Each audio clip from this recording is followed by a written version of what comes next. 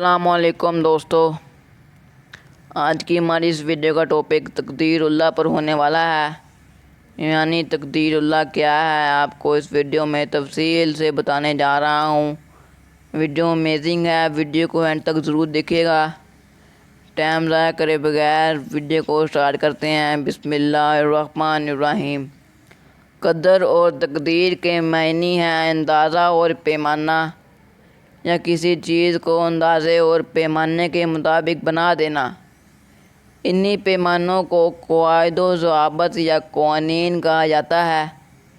جب کہا جائے گا کہ خدا نے ہر شے کی تقدیر مقرر کر دی ہے، تو اس کے معنی یہ ہوں گے کہ خدا نے قوانین و ضوابط متعین کر دیے ہیں جن کے مطابق وہ چیز قائم رہتی ہے اور کام کرتی ہے۔ مثلاً آگ کی تقدیر حرارت پہنچانا ہے، پانی کی تقدیر اس کا سیال ہونا ہے۔ چونکہ خدا کا قانون ہر شے پر حاوی ہے، اس لیے کہا گیا ہے کہ ان اللہ علی کل شیء قدیر۔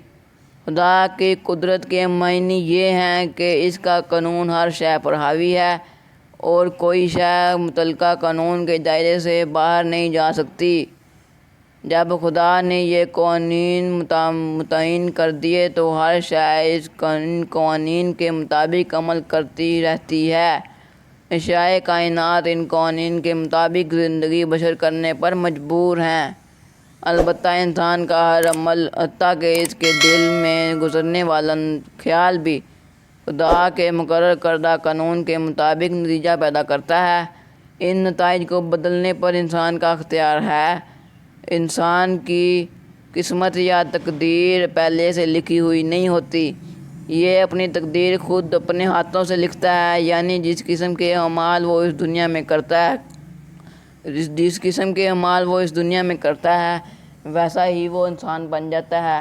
اگر وہ اچھے اعمال کرتا ہے تو اچھا انسان بن جاتا ہے، اگر وہ برے اعمال کرتا ہے اور برے انسان بن جاتا ہے اور اپنا صلہ پاتا ہے۔ ویڈیو امیزنگ تھی، چھوٹی سی تھی۔ ملیں گے آپ کو ایسی ویڈیو میں نیو ٹاپک کے ساتھ۔ اگر ویڈیو اچھی لگی ہے تو لائک کر دیں، ویڈیو کو شیئر لازمی کیا کریں تاکہ آپ کی وجہ سے دوسرے لوگوں کا بھی فائدہ ہو سکے۔ ملیں گے آپ کو نیو ویڈیو میں نیو ٹاپک کے ساتھ۔ اللہ حافظ۔